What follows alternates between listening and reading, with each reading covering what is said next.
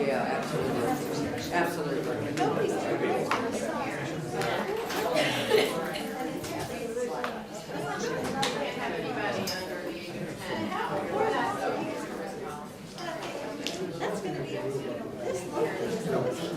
Exactly, exactly. And if you have migraines like I do, any kind of noise like that. We're reaching out to wedding planners. I saw saying he applied for extended hours again. Did we have to go to It was, yeah. I got a license for okay, that's what I Which answer are you dealing with? You're not dealing with Jake, so you must be dealing with one of the. All right, we're gonna get started.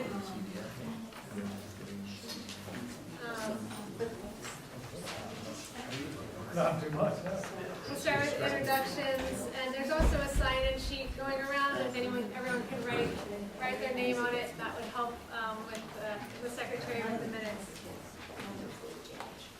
So I'm Allie Pesh, and I'm the chair of the CCAC, and I live on Blue Ridge Avenue. And I'll go down to Oh, top. okay. Tom Loach. I live on John McGett Road.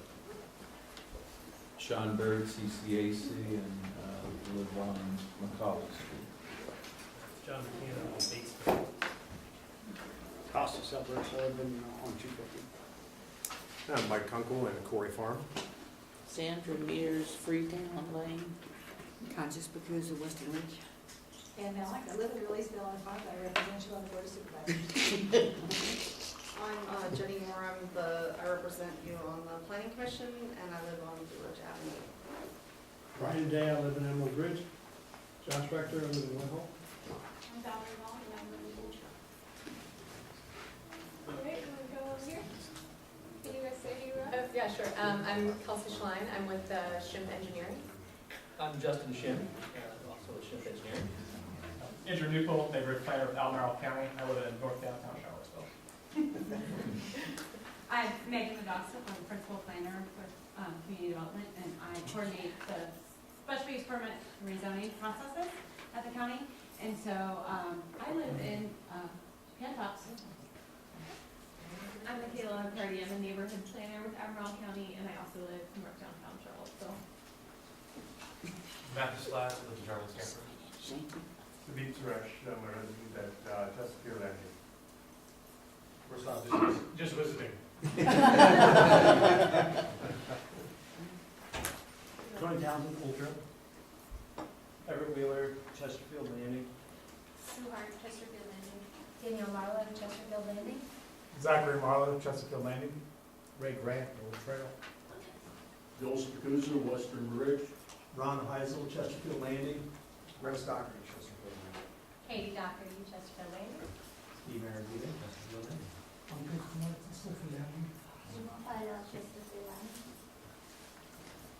Allison Rabel, the Daily Progress. Chris Pendleton, Chesterfield Landing. Stephanie Bailey, Chesterfield Landing. Casey Hondo, Chesterfield Landing. Melissa Carino, right here in Crozet. Jim Duncan, Crozet. Logan Rose, Chesterfield Landing. Tim Zawacki, Susie, Chesterfield Landing. Lisa Martin, Crozet. And I'm Mike Marshall with the David. All right, did everybody have a chance to look over the minutes? Does anybody want to make a motion to approve the minutes? Second. Does everybody approve? All in favor? Okay. So for this part of the meeting, Andrew Newpol with the county is going to facilitate. Well, good evening, everyone. Again, my name is Andrew Newpol. I'm a neighborhood planner with Albemarle County, and I'm out here every month for the Crozet CAC as their staff liaison.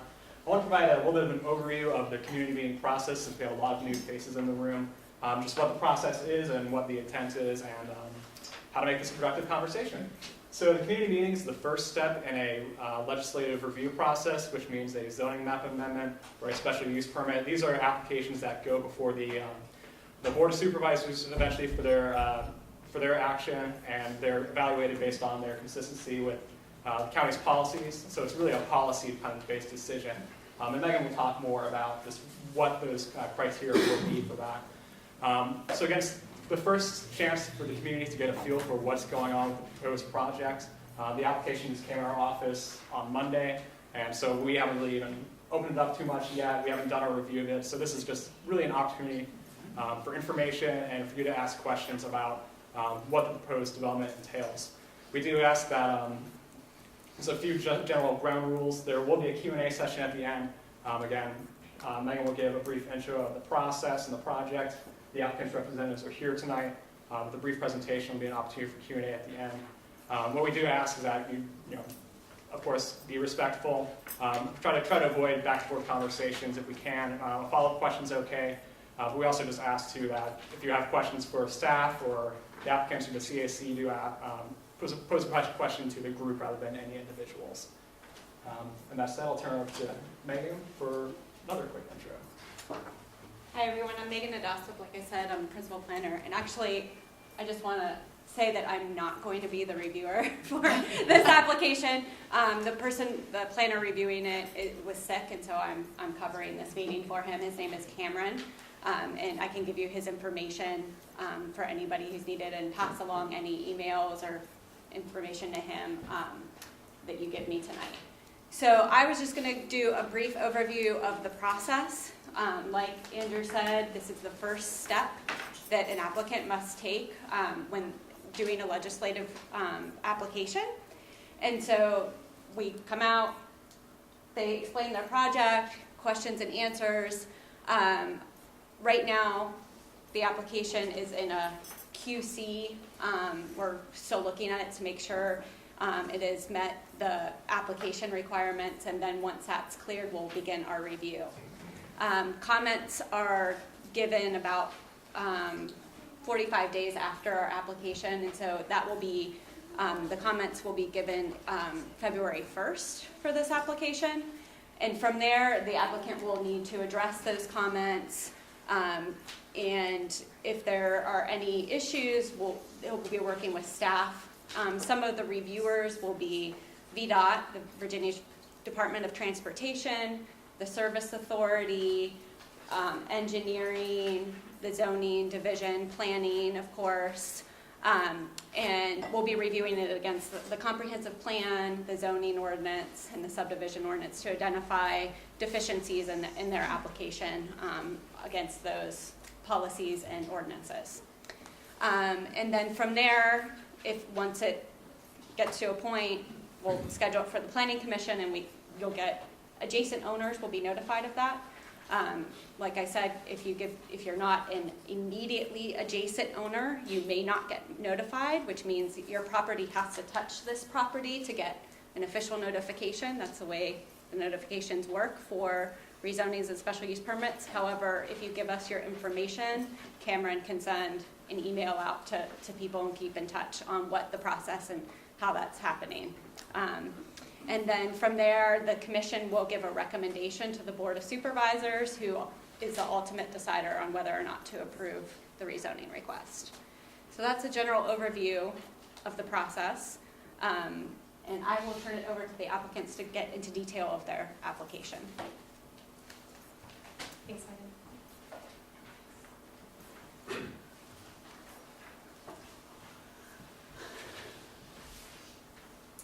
So thank you for the opportunity to speak tonight. Again, my name is Kelsey Schlein. I'm a planner with Shimp Engineering. I have Justin Shimp here with me tonight, who will be the engineer working on the project. So an overview of Chesterfield Landing Phase 3. So there are already Phase 1 and Phase 2 under construction, near completion in some areas, and so Chesterfield Landing Phase 3 is just north of Phase 1, off of, and so for reference, we're looking at the intersection of Crozet Ave, Route 240, and Route 250 there. So informing this rezoning request is the future land use map for the Crozet master plan. And so this here, the site for Chesterfield Landing Phase 3 is right here. And that has a yellow color on the map, which recommends a density of 3 to 6 dwelling units per acre. So this rezoning request is currently zoned R1 residential. It's a rezoning request to R4 residential with cluster provisions, and that means, and essentially for a maximum of 23 single-family homes is what our current proposal says. So this is an overview of our conceptual design for phase 3. So you're looking here at the intersection of Watervale and Oxbow, connecting here to the phase 3. And so 21 of the lots will be accessed from this extension of Oxbow, and then possibility of 2 lots accessed from Crozet Avenue, but no more than 2 lots accessed from that drive. So as far as the appeal of Chesterfield Landing Phase 3, you all live here. You know how awesome Crozet is, everything that it has to offer. Great schools, charming downtown, access to the mountains, mountain views. And so Chesterfield Landing Phase 3, as Crozet continues to grow with its charm and develop its neighborhoods, it's kind of in this ideal walking radius to school. So you see Chesterfield Landing Phase 3, quarter-mile radius, and then Brownsville and Henley over here.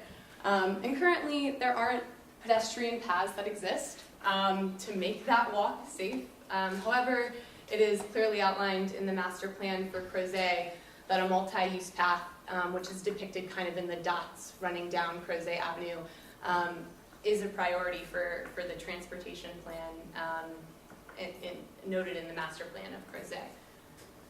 And so this is the transit map. This was adopted in 2010 in the Crozet master plan. So right here, looking at the 2 parcels, or 3 parcels here, that became Chesterfield Landing, Phase 1 and 2, with Phase 3 up here. And so this is just showing that back in 2010, prior to approval of Chesterfield Landing Phase 1 and 2, there was intent there for connectivity through all of those parcels extending on to Longmont Drive. Additionally, so the parks and green systems, there are environmental features on this property, and it is certainly, there are regulations in place to preserve those, to protect those, and that's the intent of our design, where there will still be, there's water protection ordinance in place, a 100-foot buffer off of the stream, forested areas to be protected on this property that cannot be disturbed by the development. And so this is just showing, so as far as calculating density on the site, so in total, the 2 parcels exceed 10.5 acres. And so with the rezoning, you calculate net density, not gross density. Gross density meaning the total of the site. Net density meaning the total of the site that is considered developable land. So outside of the floodplain, outside of the water protection ordinance buffer, outside of preserved slopes. And so this is showing in white here, that is the developable land outside of the water protection ordinance buffer, outside of the floodplain, outside of the preserved slopes. So the recommended density at 3 to 6 dwelling units per acre per the master plan on this site is looking at 16 to 32 dwellings on the property recommended by the comprehensive plan. So with 23 recommended as the maximum allowable units, we're kind of right in the middle of that recommendation. And I really wanted this to be an opportunity for questions. I know that we've already received some comments, and so if Andrew, if you're ready to kind of head up Q&A, that's our proposal. Yeah, so the next part is an opportunity for question and answer, as I mentioned earlier. And again, we do ask that your questions and comments are mainly focused on what's being proposed there. So again, what's more further details on what the applicant's proposing, what the Crozet master plan says, or the process clarifications from staff, and we'll go from there. So if you all raise your hands, I'll I have a call. question. Yeah. I have two questions. First is, okay, first will be why the idea of only 2 homes that connect to Crozet Avenue? Like, why is that? Why is the reasoning? So the kind of the reasoning behind that is it's an entrance there for the subdivision. If I don't VDOT probably we wouldn't get VDOT Well, approval. Yeah, we can't, so a commercial entrance, VDOT would not want the full entrance on that side. They want the connection to come through the existing street. And then there's already an existing driveway infrastructure there, and that has served, I think, 3 houses. That's the idea, or is 2 maybe. The idea is to reduce that down to 2 or 1. There's some questions we have to work out with the staff on standards for shared driveways and things like that. That's why we have it as 1 or 2. But there couldn't be the road couldn't come that direction. Okay. My second question is, this property did a boundary line adjustment, and property was, this is my understanding, and you can correct me if I'm wrong, but property from Chesterfield Landing there was a boundary line adjustment, and that was kicked to the Adelaide Sparrow Hill project. No, that is from the Chesterfield Phase 2 side. Right, but Which is the other okay, side. but CCAC was presented by a person who came here and told us this whole project was gonna go by right. And when I followed up with him, I found out later that he wasn't actually developing the site, that Stanley Martin was developing the site. And so it was presented to us at that time, unless I'm misremembering, and we could go back through minutes. Anne has the same recollection that we were talking about this whole site and how it would be done in phases, wasn't something we were concerned with, but it would be done by right.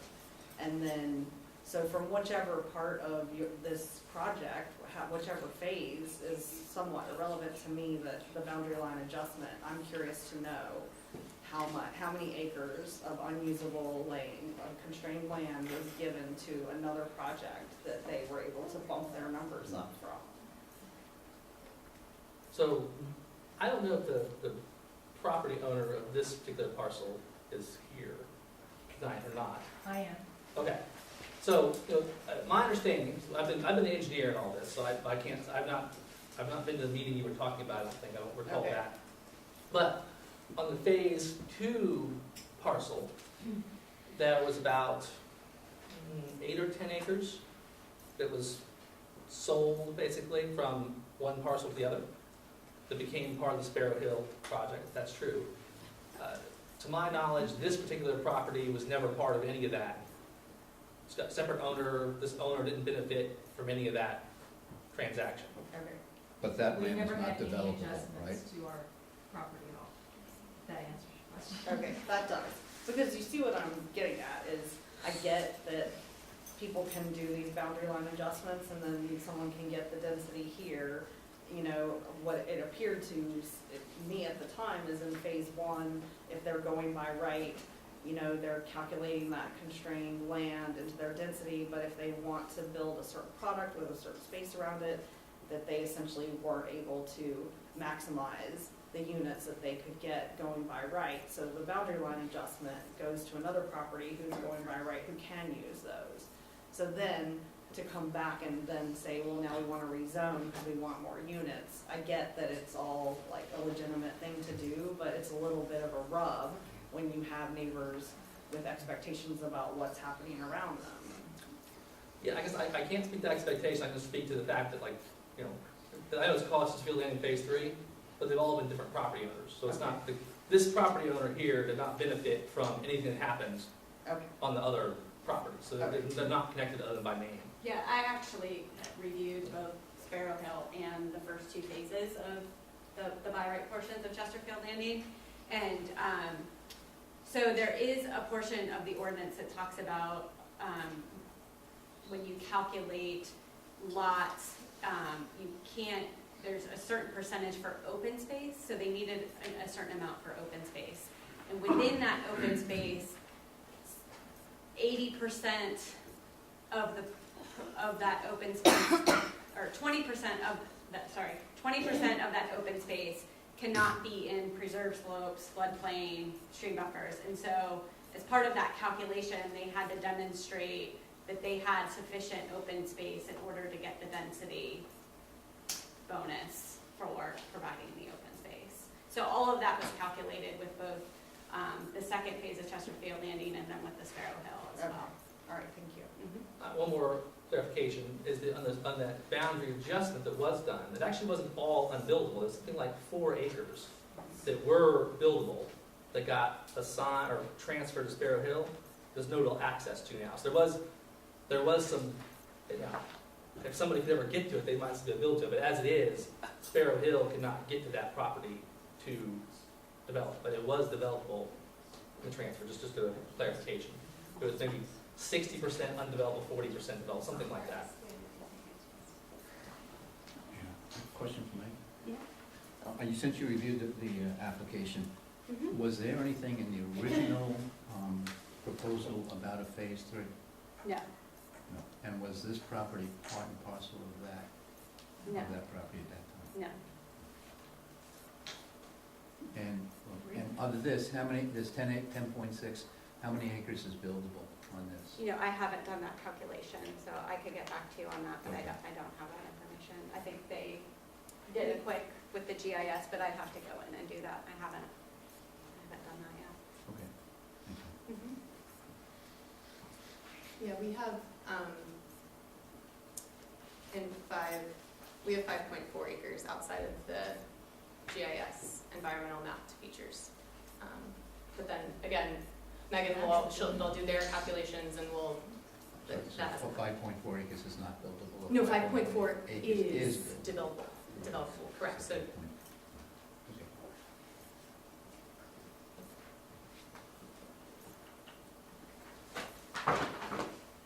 What, right, Megan, got one more question? Yep. On the original by right, Mhm. was there any understanding that those roads would be connected at the time? Was it at any time an expectation of the people who were buying homes that that was a cul-de-sac? Well, I don't know about what was discussed on the private side about what was information that was given to them when they were purchasing their homes. However, on the plat, there was an extension of the right-of-way to the property line because the comprehensive plan showed development on this property. So there was a right-of-way, 50-foot right-of-way dedication in that area where they're showing that connection. Okay, so but there was no sign like there is in Quarry Farm explaining that? Not that I'm aware of. Thank you. Yeah, we were a buyer there, and this was never disclosed to us that this was a future build site, that we were actually told it was not a buildable site. So when we were purchased back there, it was never disclosed that this was a proposal. Right. Okay. Who told you that? The builder. And the builder was? Stanley Martin. So were they lying to you? Great question. Or were they, or did they not fully understand the future? I can't disclose what they were thinking, but I was. Disclosures of lying. Yeah. One clarification is that they didn't disclose to us the fact that phase 2 would come. That was disclosed. So everyone knew phase 2. Yes. But this phase 3 is totally It's totally hitting you blank. from. I have a question. Is Stanley Martin involved with phase 3? We are here representing Red Dirt Development. And so, yeah, so They that may is be. not, I not, don't want to say because I don't know if that's like how tied down that Not is. yet, is what you mean? Maybe not yet. We're working for Red Dirt Development. Is all I'm implying. Yeah, and I don't know who Red Dirt is. but we're solely working with the land, not with, Yeah, but the building. I was just, and when I was on the planning commission, I don't remember, is this something similar to what we had at Redfields, where they wanted an extension of the development? It just seems to me that I've been through this before when I was on the planning commission. Well, they definitely did, at Bedfields, they did want to put townhouses in a far back corner that, for that time, with bringing everybody through the neighborhood. That was designated open space though, I think, on the Red Hills plan. Right, and, Was that, so that wasn't approved? no, Okay. and then it was purchased by the homeowners association to clear it.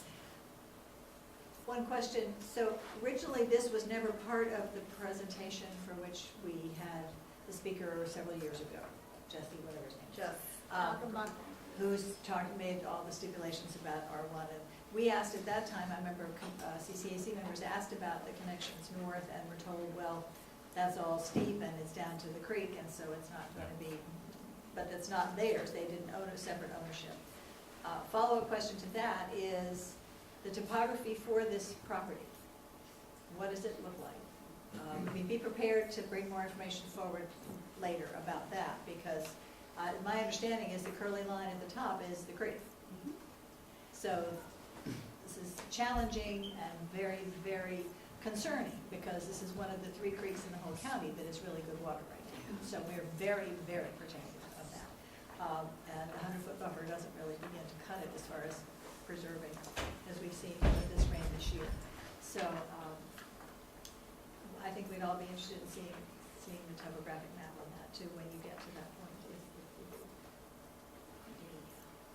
There have certainly been many places, and I'm sure residents all throughout the community will feel the pain of what happened to the folks on Park and Tabor when West Hall was put in, what happened to the people in West Hall when the next one was put in. Yeah. And there are 4 or 5 chain neighborhoods which have all created misery for the people above, and we're trying to learn how to do better about that with connected streets. But the topography here makes that not a possibility, because you can't go north from here because of the river.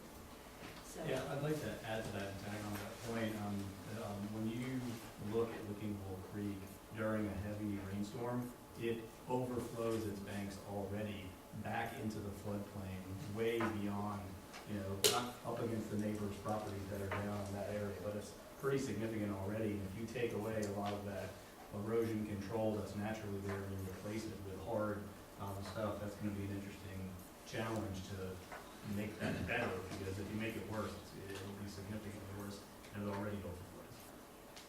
The current builder has a hard time controlling the sediment as it is. We've had multiple times where the road's impassable due to sediment erosion. yes. So I apologize for my ignorance on some of the semantics, but, so it was mentioned that it was approved for the connection between the existing roadway and to this throughway to begin with. Is that correct? Yes. And that approval was assuming which zoning? It was assuming that the by right zoning until somebody comes in with an application, I don't know right? what that means. Yeah. So, it means, that you can develop it based on the rules of zoning currently. So, what it's zoned currently, R1, 1 unit per acre. You could then put a road connection in and develop it that way. Okay, so that road connection, the safety, the width, the volume that roadway could tolerate was approved based on 1 house per acre. I can't speak with VDOT on what their requirements are.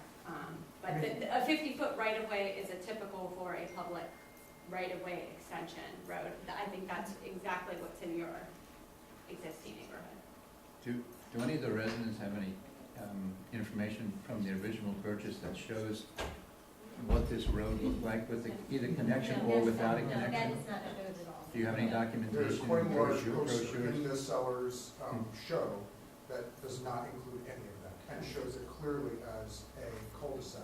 I think it'd be important if you have any brochures or anything like that that was presented to you. I mean, our mailboxes and stuff are down there with lots being sold. I mean, we never anticipated any kind of thorough way. And most of the neighborhood has very young children who run all through there.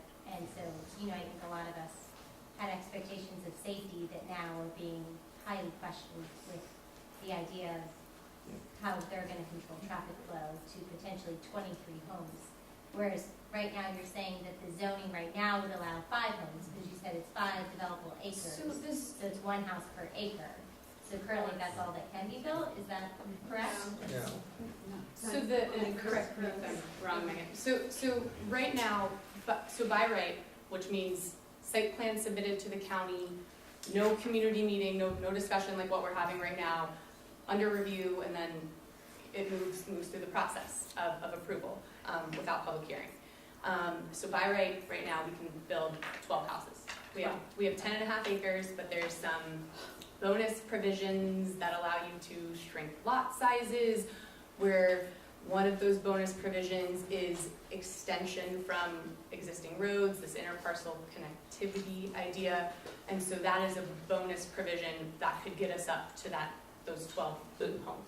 The by right is calculated on the gross density, so it's not 5, that's why it's, you might think 5, but it's actually not, it's a higher number. Right. So 12 is better than 23. And how big are those lots then, would be my question, which is 12 versus 23? Because, you know, we all know how big our lots are, and they're all comparable, so that's the other thing is, you know, what would it be with 23 homes when it's there? So with 23 homes, it's smaller lots, but What's the shared. lot size? So here, these are depicted as 6,000 to 8,000 square feet Square feet. lots. Correct. And the current lots there are half acres. Yes. I have a question for Megan. You said you reviewed the subdivision plats for phase 1. Yes. Was that interparcel connection or that right-of-way dedication, was that shown on the subdivision plat? Yeah. Okay, so that plat goes to record and is part of the chain of title, so. Right. That's sort of how the county puts out notice that that's coming. Right. So it is better when signs can be posted. but Yes. I just want to clarify if that was the case. Okay. And Megan, I think the subdivision ordinance required that connection. Yes. The county code requires that connection, and VDOT also requires that connection to actually accept your streets for maintenance, unless you can prove you can't make it. In that case, we couldn't because it's developable land there, so that was actually required for any development to have that connection for future development on this parcel. So county and VDOT ordinances. So who puts the mailboxes in? Builder. The postmaster decides mailboxes. So where's the representative from Stanley Martin tonight? I just want to ask a question, please. Did you just receive this proposal? Did I misunderstand you? No, we just received the rezoning. That's what I thought you said. Yes. Wow. And then the week On before Monday. Christmas. And then the other question is, I don't understand red dirt. I thought you were an engineer, Mr. Schreck, is that correct? Yes, I am. Oh, are you with red? I don't know I who red work dirt. for him. Red dirt is Jess Achenbach. Ah, okay. Well, I'll be. Hello. Little Jess. Little 25. Okay. Oh, well, that said, Megan, I think it would behoove the county to go back to the original developer for the phase 1 and 2 and find out from him exactly what he did present as the understanding of the people who bought the homes there. I mean, what did he tell them, and what was their expectation? You can go look at the marketing material, that's all over the place. Well, if you have the marketing material, that's important for them. Yeah. And I think that would be more on the builder than on the developer as far as presenting that information. But additionally, the property owner who owns this parcel, the property wasn't on the table at that time of Chesterfield Landing Phase 1 and 2. And so to put up signs that says her property, their property will be developed, she might be like, oh, interesting, I didn't know my property was on the table to be developed. So now, I mean, the property, like 3 years ago when this process was going through, acquisition and approval of phase 1 and 2, this property was not for sale to be included in this development. Now, we're at a phase where it is, and like I said, to put up signs and say, that would be a surprise for that property owner to walk out of her home and see that, oh, I didn't know my property was phase 3. But if there was a possibility of putting a road there, would you put the mailboxes in the middle of the road when you put them in for the neighborhood? Like right now, the mailboxes are exactly where that road is, and there's 3 sets of them, and there's a cul-de-sac there currently. Is that just something they typically do, and then you just move it later? And that's on. No, that was a mistake somebody made, because that's actually That's terrible. right of way that's be unauthorized. If it's in their right of way, that's shouldn't be there. It's trespassing basically. Or It needs to be moved. How many lots are there in Chesterfield 1 and 2? 43. Yeah, that sounds right. So that means that if you added any number on this phase 3, that will be more than 50 and therefore require a second entrance. So There where is that gonna happen? There are two existing entrances. So Watervale, and then there's an entrance, this map hasn't been updated, but an entrance here. So there are two entrances existing. Entrance in Oxbow. They're already open. And they're connected to each other. They, Yes. They are, yes. Mhm, it makes like a U, yes, That's right. correct. I had a question about, you had mentioned one of the attributes of this property was the walkability to school. Assuming that a crosswalk is added, and perhaps the speed limit on Crozet Avenue is lowered, and the sidewalk or other trail system is built, what would you consider to be a walkable distance to school? So to answer your question specifically about walkable distance, a quarter mile is a typical walking shed. It takes 5 minutes to walk a quarter mile. And I think when showing that diagram, the intent was to say that this is, it's not there tomorrow. The walkability isn't there tomorrow, but if there's, the people there, the will to make those connections, then one day that could be possible. It was just to show that it's in close proximity to the schools, desirable for families to live there. As a follow-up to that, given that there wouldn't be a second entrance to that cul-de-sac, I've made the trip from that cul-de-sac to the nearest door at Henley, and it was about 3/4 of a mile through the woods. Assuming that the sidewalk is added along Crozet Avenue and across the Rockfish Gap, would be considerably longer than 3/4 of a mile, I would imagine, in that case, to make that trip. And that's from the cul-de-sac, not from any of the conceived new homes. So that would seem to be quite a haul for the elementary school kid. Might be doable for middle school, but I would question the viability of that as an attribute of this property. Okay. Well, I'm sorry if the intent of that diagram was portrayed incorrectly on my behalf. It was more so to show that, it's in a great location for families with convenient access to school. I have a follow-up question to the school system.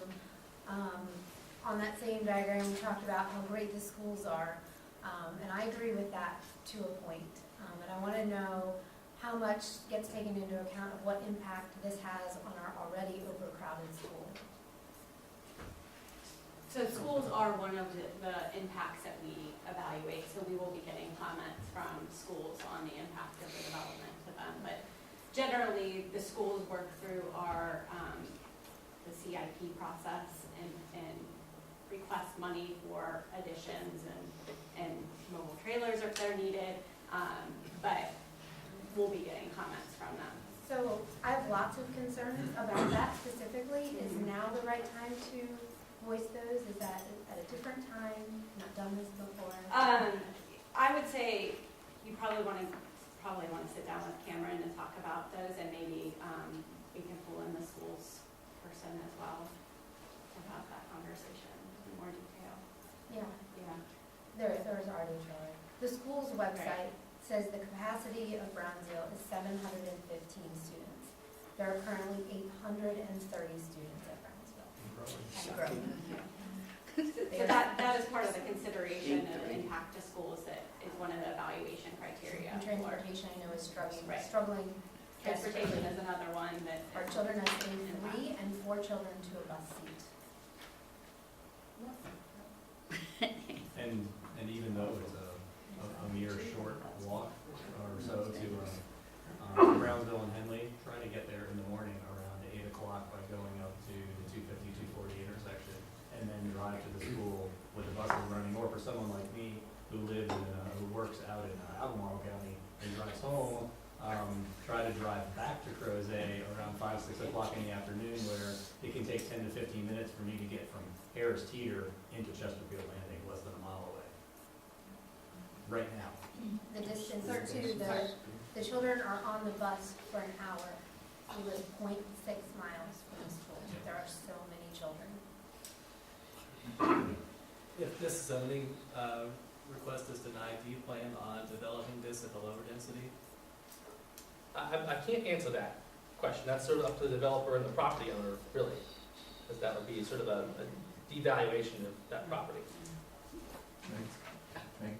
Okay. Assuming that there wasn't a connection, would that land still be developable with a connection to 240?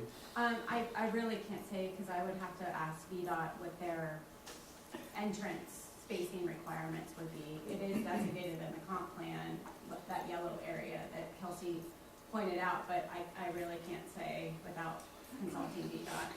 Well, I think we heard earlier that the road's already there, the right of way is approved. No, he's asking on Crozet. No, but I think you were saying if that road up there wasn't, the connection wasn't there, I think it was a question, wasn't it? Right, that connection oh, wasn't. sorry, But that I connection, I think, is misunderstood you. already a recorded easement, so the connection. Right, right. It's Yeah. about, I it's actually misunderstood. it's hypothetical, it's a Yeah. hypothetical, it's fine.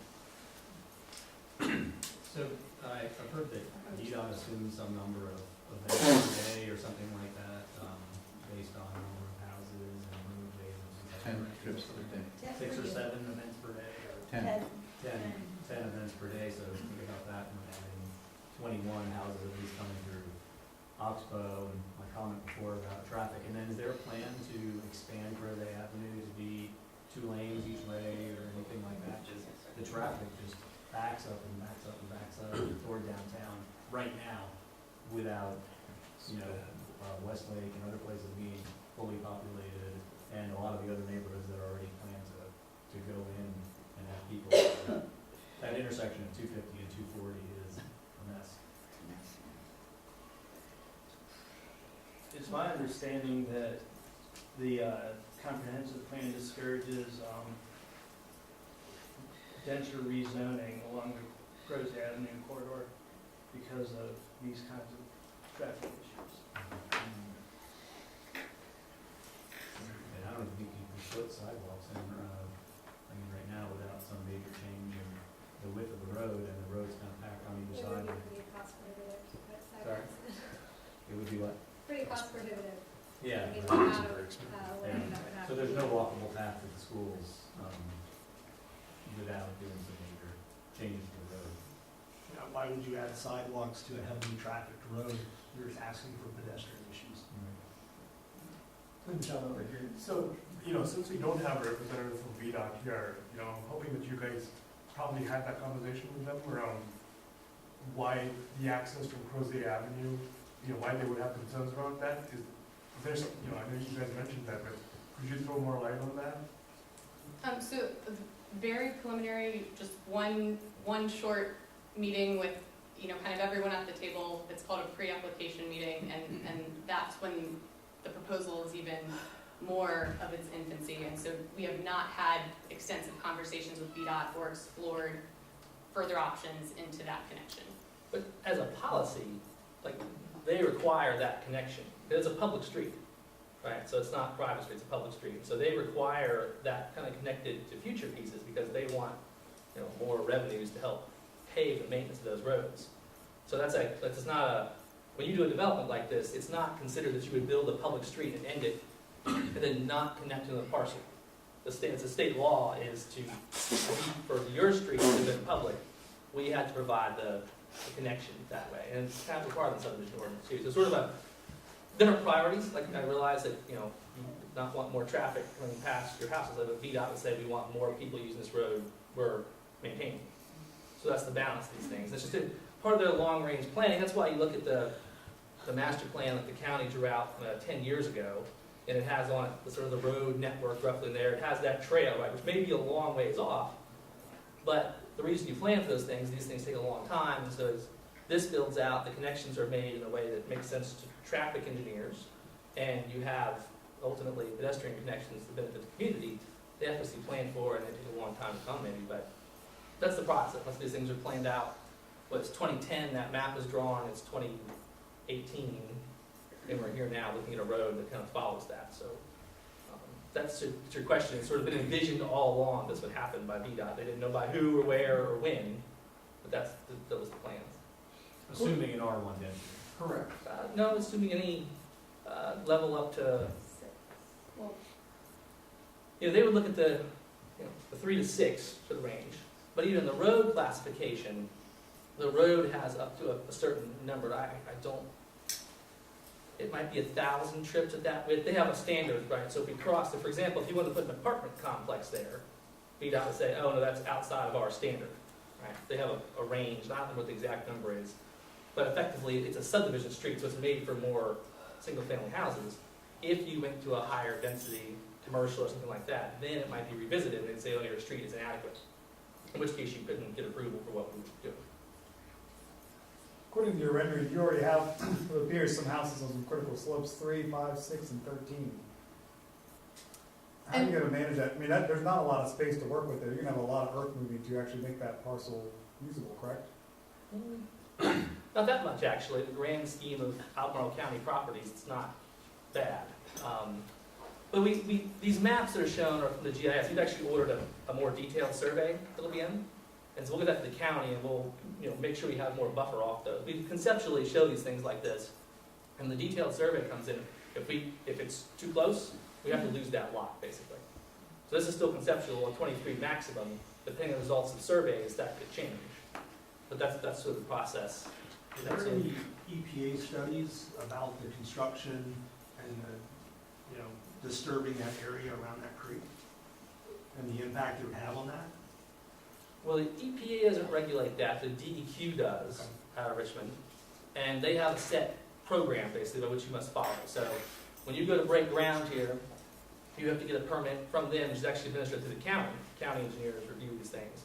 And they have enforcement to ensure you don't get sediment in the creeks.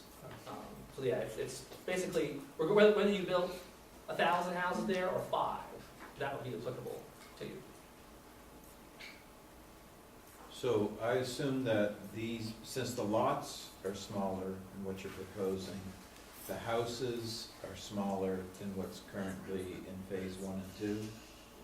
so these here are 45 by 45 shown.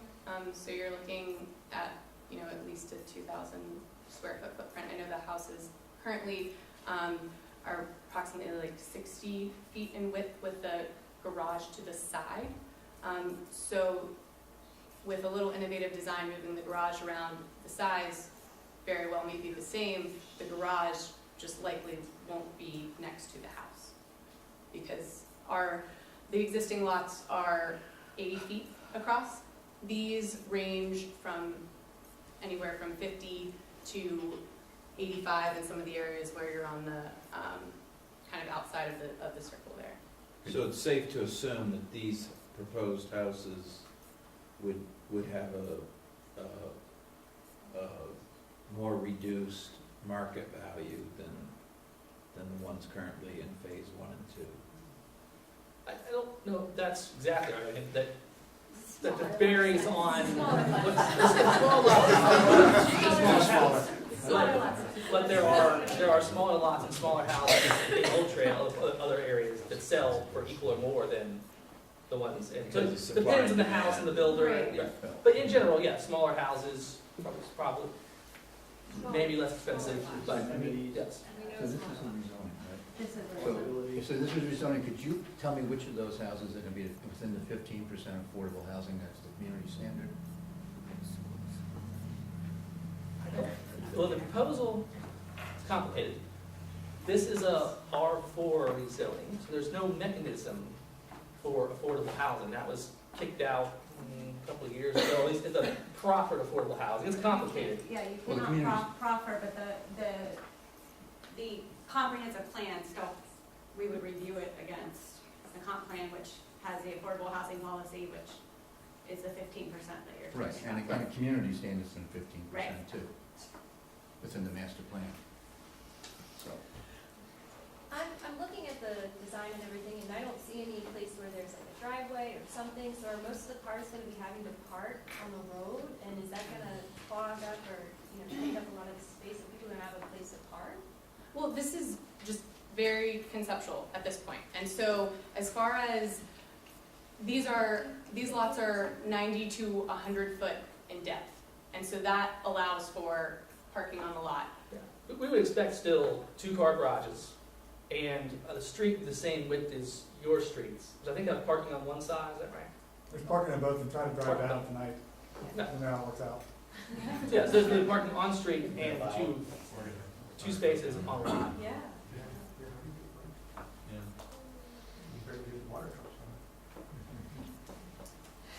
I have one thing, I just want to say, I respect that it has, that it's 3 to 6 in the master plan, and so 4 is a perfectly reasonable number, although it does seem like you really couldn't get more out of this than 4. But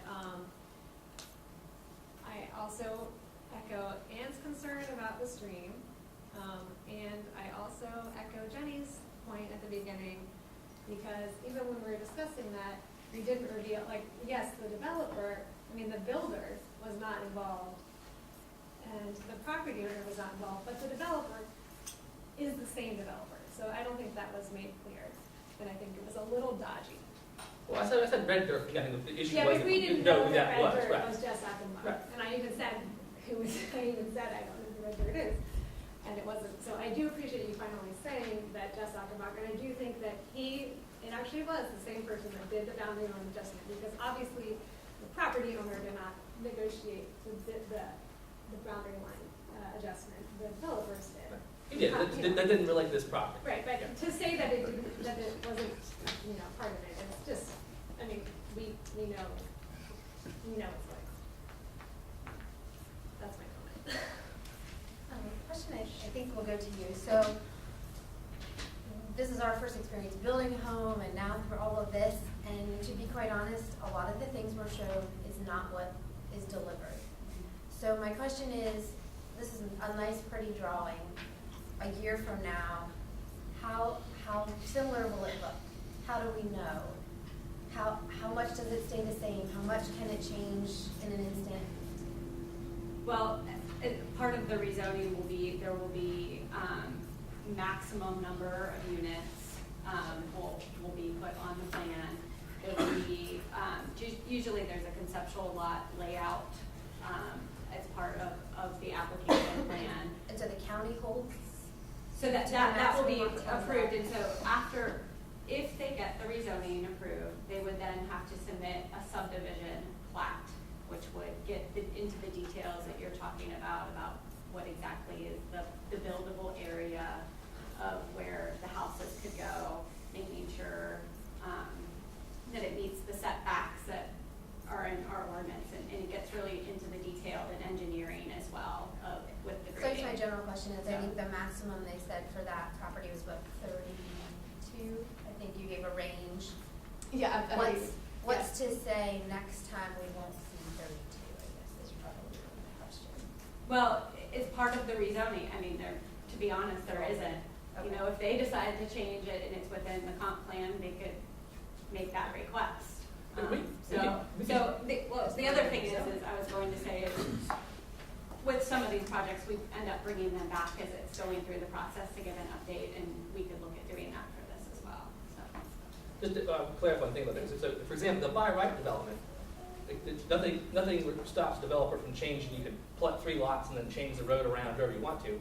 Right. In this particular case, we would not be able to amend this drawing without coming back before you and go back to the board of supervisors and the planning commission. So there's a little more set, that road, the maximum number of lots is set in stone practically. The developer has to follow that or go through this process again to amend it. So that there will be a little more definition of that as a rezoning than a by right plan. Once it gets approved, but Once it's approved, right. in the interim between the steps, they could amend their application to have more lots. Or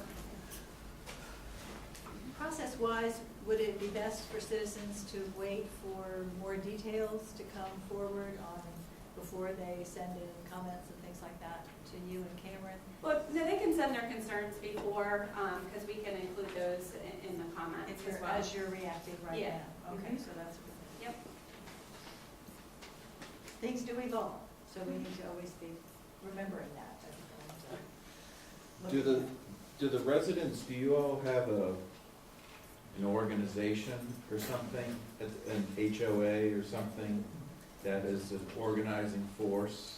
The only problem with our HOA currently is because of the number of lots sold in our neighborhood, we don't currently have control over our Yeah, still HOA. builder- Stanley Martin does, and Nest does. So that's where we feel a little bit at a loss, or I should say that for myself, not for everybody, but how you spoke saying, oh, that other HOA homeowners decided to pitch all in and buy that land in that one neighborhood is a great concept. I mean, obviously, maybe not to this degree, but this is where we're kind of floundering, is that we really don't feel like we've had any control nor like any input on this until this meeting. Or actually until they walked around and legally had to tell the people whose property bumped up against it. And when we approached Stanley Martin, they said, we had no idea, we're finding out about this today too, which is upsetting.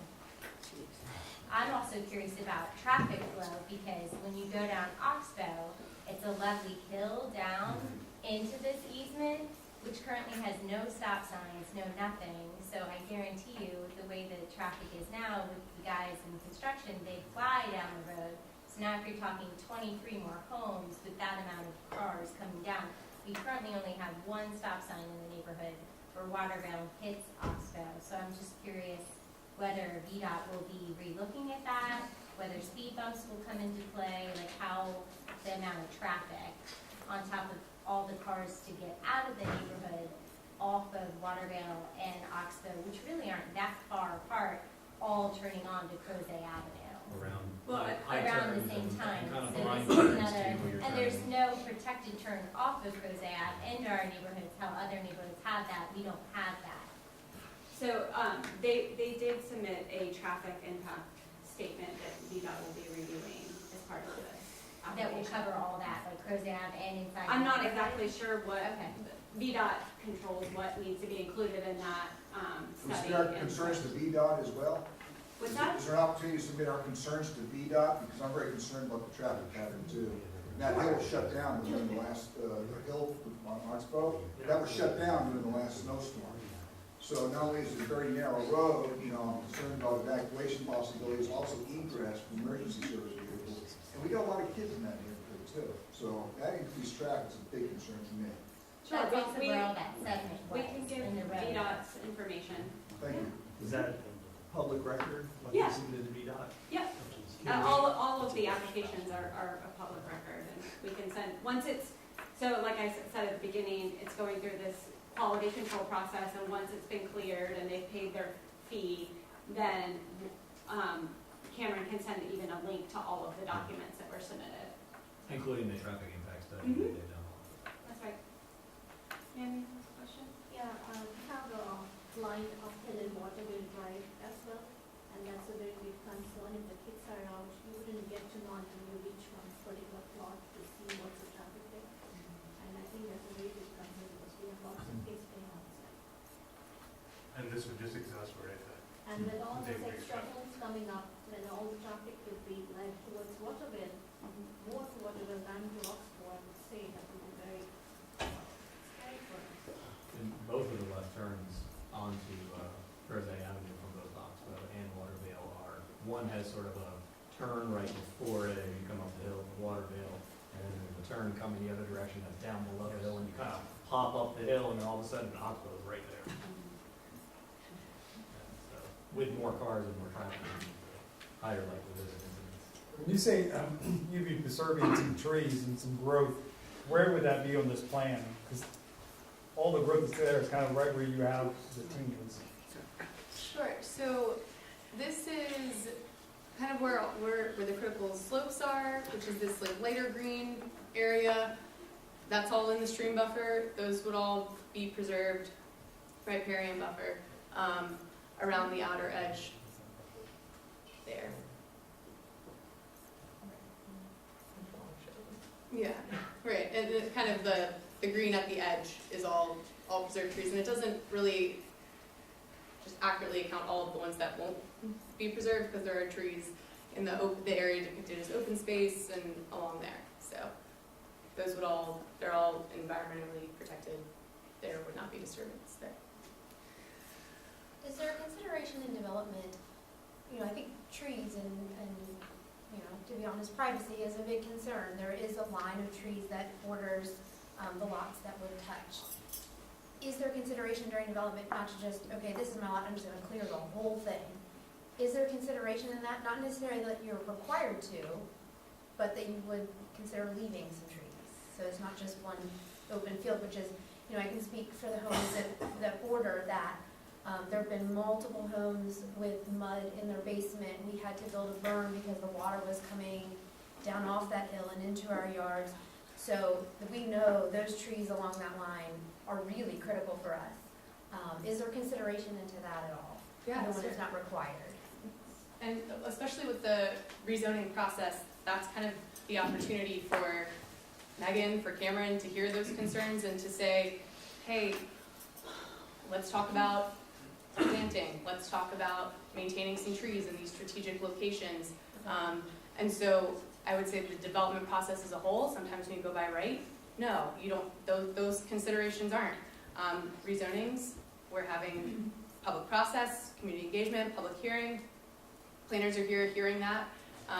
And so that'll be something that's talked about. And again, it's one of those conditions that could be included in the application plan, such as the maximum 23 dwelling units. Like that is included in the plan. That is something that is, if we wanted to change, that would have to go before you. Any closing questions or comments from the applicants? One clarifying, on preserved slopes, that means you don't touch them, is that correct? You don't dig a hole to put all your sewer lines and everything in there and then call them preserved afterwards? There is one exception for public utilities if you have no other place to go. So for example, if the sewer line had to go through there to get down the hill, there could be a disturbance of it. If it crosses any kind of buffer, you have to replant, but that is the only exception. Is there an exception, if it's utility easement exceptions, is there an exception for VDOT? They decide they want to connect something or build a bridge across that creek to go to another neighborhood? Well, VDOT can do actually kind of what they want. If they want to go build a road, they can do it, basically. They're not subject to the same county ordinances that developers are. But is the developer leaving that opportunity open? Well, no. Say they want to put in lot 5, but then they don't build it, and that becomes an easement and connects to another neighborhood at some point in the future. Yeah, I think the developer will be intending to put those houses at the end of that cul-de-sac, and so if somebody want to build a road, tear the house down. It's very, very, very unlikely. Okay. Can you go back to your slide that shows the master plan and help us understand how this relates to that and sort of orient us like? Sure. Yeah, so this is this is Crozet Ave right here, Route 250. And so we're looking, this is Chesterfield Landing here, these two as it exists, and then this is the parcel to the north. And so you can see across the street here, there's some higher density residential master plan allocation, and there's a nice green network around, and we're just kind of fitting on the edge of the designated development area. And so that dashed line, those that are sort of gridded lines, those are potential road connections. Correct, yes, and that is depicted on the transportation, this map here, which again adopted in 2010, showing future connectivity throughout the site. So I'm wondering if the buyers of phase 1 and 2, did you all look at the master plan and sort of realize that potentially a phase 3 would sort of fit in with the master plan? I personally looked at the master plan and conferred with the seller to see if that would ever be grown, and that it wasn't really a desirable area because of the slope of the critical pitch next to the stream. It's a protected creek, there was no reason to build back there. Correct. So that's why I bought my house where it's at, because I view back into that area. I think we were wise enough to know, like, there was always a potential that there would be more houses behind us. We weren't naive to think that that wasn't a possibility. Did we think 23? Absolutely not. I think that's probably what we're struggling with the most, is the density. And I don't remember seeing anything from Stanley Martin, and we saw GIS laydowns and different things that showed a road that connected to some sort of dead end. There was always a cul-de-sac there with a line that's saying this is the neighborhood, all that, they did disclose phase 2. and all that. Yeah, they Well, I'm were just very- wondering, like legally, if they did not tell you the truth, is there a legal recourse for the homeowners? That's an open question, but. Well, No, that I would would be, be it might not be civil for between them, homeowners, not it the could be county. between Stanley Martin and the developer.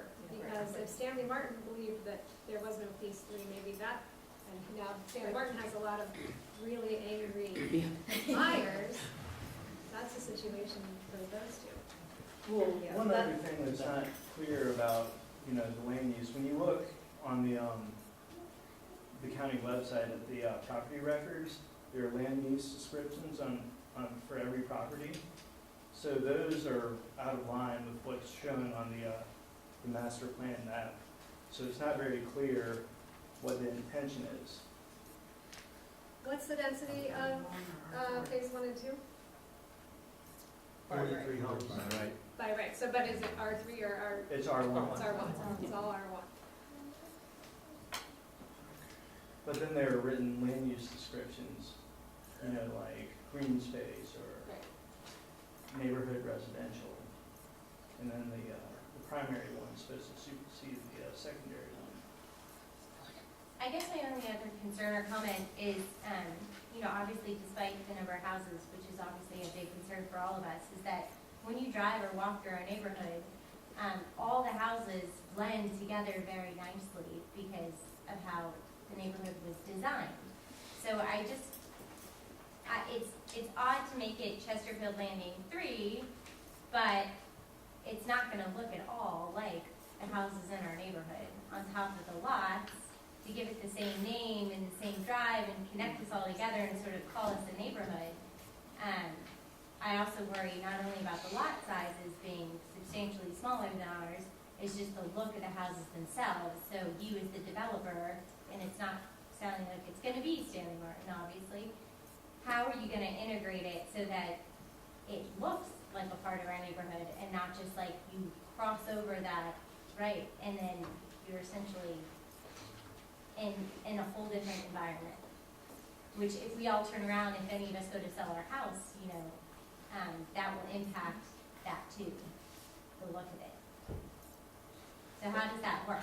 Well, Because if you walk through our neighborhood, I mean, you've been there, all the houses look very similar, so I guess that's my question. we have to actually roll out very shortly, we have another community meeting to go to, actually, a neighborhood meeting. But the short answer is, so first, there's some value in having homes in lots of different sizes in neighborhoods too, and not having all the homes the same. Maybe you might like one part about that, but doesn't necessarily get families of different sizes or people of different age groups in the neighborhood. So that's part of the benefit of housing of different size, right? As to the aesthetic of it, that kind of comes down to who builds it. I mean, at any point in time, somebody could buy one of your neighbor's houses and paint it purple. Well, your covenant's probably not allowed. I'm saying somebody could buy it and paint it differently or whatever. So things can change, and it's not, that's sort of an individual lot owner's decision to the extent their own HOAs will allow that. But as far as the lot size, there's some reasons to have different lot sizes too. I think the point is that the lot size is so much as the zoning, right? So we're zone 1, which, correct me if I'm wrong, but at least the name associated with that is residential or neighborhood, is that correct? Yeah. Residential 1 unit greater. Okay, and then what is the name for R4? Residential 4 units greater. 40, okay. So, right, so it's the density is much different. We're suddenly going from one density that we were all, the reason that we moved from downtown Philadelphia and not into Charlottesville, and many people moved to Crozet, is to live in a certain environment. Certain safety for our children, certain schools for our children, and it seems that the proposal here is to go to a much denser area. Now, maybe my personal desires aren't necessarily the primary objective of whoever makes these decisions, but that's not why I think a lot of people live in Crozet, is to not live in that highly dense, highly populated area. The counter to that is that phase 3 is virtually a copy of what's in Old Trail, in terms of density and houses and widths and the lots and all that jazz. It's virtually a copy. A related concern too is that, you know, my kids go to Brownsville Elementary School, and my understanding from the administrators I've talked to, that Brownsville has pretty much reached its limit as far as growth goes. So if we put a high-density residential unit in there, what's that gonna do to redistricting the school lines? Because, I mean, it's a great school, I don't like Crozet Elementary, but I want my kids to go to Brownsville, so I would walk in that neighborhood. So that's a concern we have too. I don't know if any coordination's been done with the schools as far as. Yeah, and we talked about this a little earlier, and that is, yeah, definitely a concern that. Okay. I think there was one neighbor that mentioned that you have a list of emails for the neighborhood, and so can you make sure that Megan gets that, because this is very early on. Yeah, there's still a lot to come. And that's a great way to make sure that you guys have a contact point, and she can pass that on to the reviewer, but before you go, make sure that gets passed to staff. Can I ask, is there, so we were told that, you know, obviously it's gonna be together builder, separate HOAs. Is this the only neighborhood in Crozet that it's Chesterfield Landing, 43 houses, 42 all by Stanley Martin, and then another Chesterfield Landing, separate HOA, separate builder, everything's different? Like, I know, obviously Old Trail, there's all different builders, like sprinkled. We don't know who the builder is. Yeah, well, I'm not saying it is or isn't gonna work, I'm not the person to say that, so that will come out, I'm sure, as time goes on, it's just, It will. that's just not something that I wanna proclaim, because I could be wrong, that's basically, I don't wanna tell you, I don't wanna give you guys We information should- I'm not sure about. I think this is, like, we don't have enough information to really talk about much more tonight, so. So they're gonna come, is this something where they come But back? there are, Old Trail has multiple builders, you know, within, that's obviously a But one much is larger larger.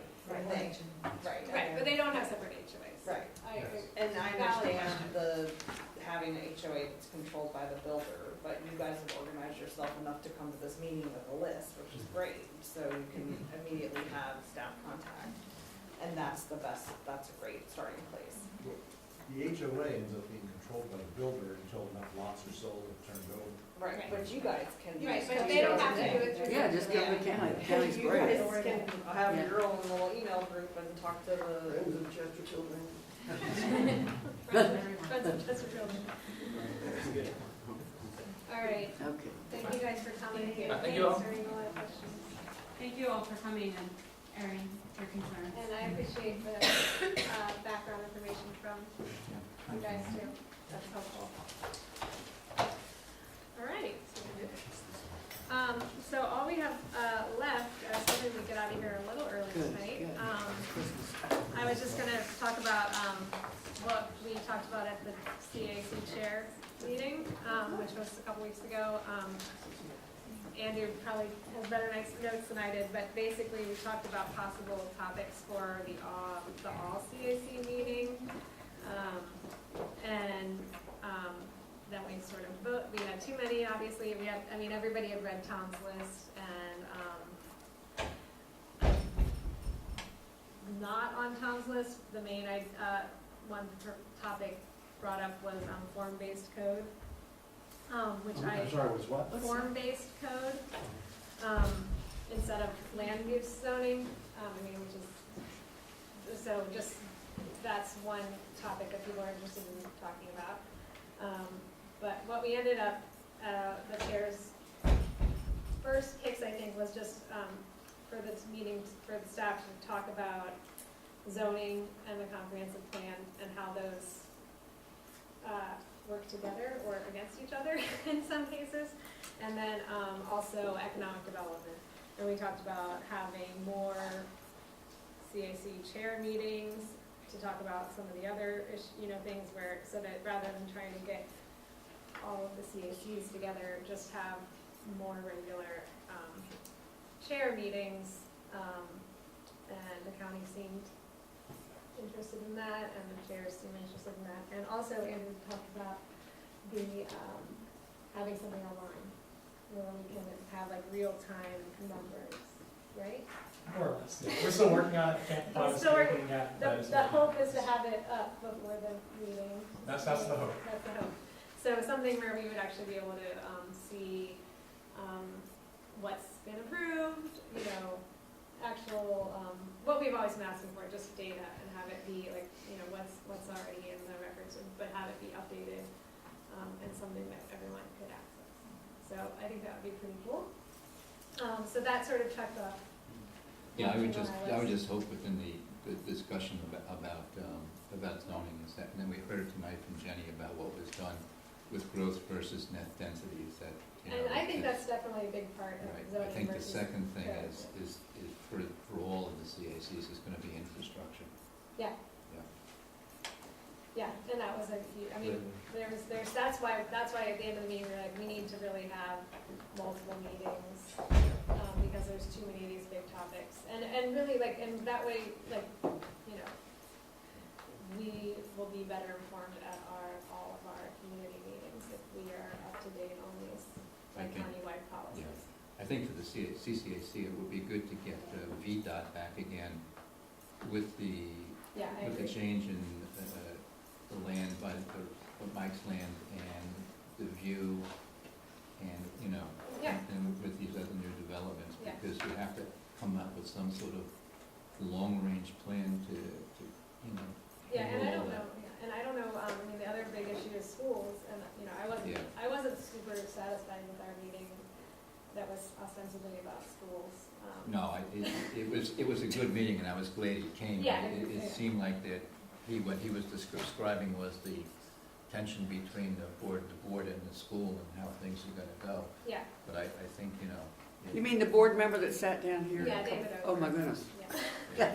Anyway, so that's another, like, I mean, they all go hand in Yeah. hand, the traffic, the schools, and, anyway, anyway. And you wanted to talk about the meeting? Yes, I did.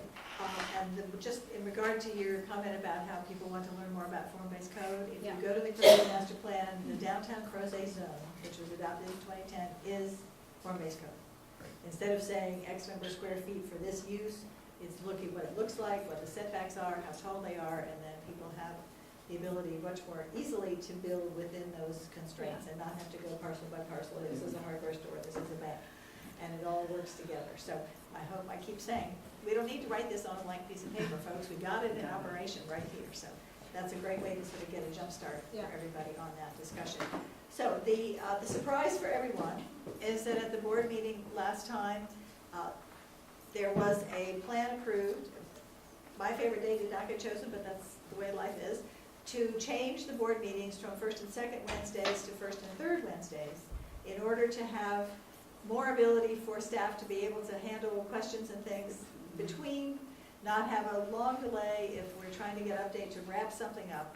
There seemed to be an agreement that, or support for to try this. So this puts this meeting in the crosshairs. Oh, no. As far as, so my question for you all to think about, we do not have to decide it right now, because January will stay the same, and then the new schedule will come in February. It would be great to decide because the library gets booked up. And So they need if we to know. change it now, like, we might be We having have a April, chance for- May, June, so, not. We can't do without you. Well, I hope that you will not pick a day when I can't go. That's right. That would make me very sad. That's I sad, can't do too. my job It either. would be nice to decide just so I can reserve. So, Okay. I guess one option is to go to the second Wednesday instead of the third Wednesday, if Wednesdays are what people have in their brain to come to CCAC. And so you take off and leave that discussion about how to decide. I don't know how to decide whether we, you know, I can do a poll, or we could just go around right now and say, can people do second Wednesdays? Are the people who have a fixed meeting on second Wednesdays already? That's an important question right off the bat. Look how busy Speak they are. now. That's good. So that's a possibility. Okay. So we can Second check with. Wednesday I'm gonna go, and find I'm gonna out go if check. that's a if possibility. Those are available. And, So we should just make a, for the minutes and the purposes of executing the motion. Okay. If we want to do it that way, then you can check and effectively put us in place and then it'll be when that for happens. February, yeah. Yeah. But then there's four not here, but let them know that for everyone who's here tonight. We still have quorums. Yeah. In fairness, we are still. Yeah, the majority, That'll teach them how to show. right, so. So I'll make a motion that we Okay. look at moving the meeting to the second Wednesday of the month. Starting in November. Yeah. And Tom's second. Okay. So we vote on that? That's all in favor? Good. Yeah, Aye. Any opposed? Any opposed? they're not here. They would- they do. Thank you. Wow, good. And thank you all for, like, I think all 4 people who weren't here told me they weren't coming. It is in the rules of procedure that you're not supposed to miss more than 2 meetings. So, Sort of Keep that in unannounced mind. excuse that it's like just keep school. that If in you mind. call ahead and Yeah, say you you need to, can't, that doesn't count. you need to let me know, or it counts as an excuse. Is that in the calendar year, or? I think it's in your It's a term, term. it's a term. It's a term, which is. Starts in April, right? Which is It starts in April, Yeah. April to March. So not. You're on a chart. Can we trade absence? And you know what, I'll write you, It's unexcused Sean, I'll write you a note. If you let It's me kind of like know. bonus, you know, you get a bonus. You come, you stay extra, if you stay late, you get a bonus. All right, Or do chairs. let's, okay, All right. We I do. just want to say to the people of Chesterfield Landing, thank you very much for coming. Yes. I hope that you'll come back. You know, sometimes it's sort of like church here, we don't see people until Christmas or Easter, you know, so. If she's here, I'll come. Oh! Wow, see, I missed the meeting. They were trying to throw me off. I'm the one they're talking about, but it's okay. That's right. You also let me know when you weren't coming, that's fine. Thank you. Yeah, great, thanks for coming. Well, thanks for listening Stay to us. involved. Right on, come on. We do meet the 3rd or maybe 2nd Wednesday of every month, so. That's a second, we just gotta find a place. That's right. The You only, better be here. the only other announcement that Tony knows, but others may not, is that the new muffler for Yancey Mill is being installed yesterday and today. So I do hope this one works. And Tony will let me know, I'm sure, whether it will or not. So there have been reports of different noises, but still very audible. So they're gonna have to keep fighting their way through this. But Goodness. I cannot imagine what people are going through out here. And I also, it's given me real appreciation for what is being proposed for the people in Buckingham on the pipeline compressor station, because this sound is awful and keeps people up, and that one is a roar. And babies cry. All the time, 24 hours a day. So There you go. we all have Thank to you. do our job here. Yeah. Thank you very Thank much. Yeah, Merry Christmas, Happy New Merry Year. Christmas, thank you. Merry Christmas, Ann. It could be a secretary, to bring the name tag, no, no, I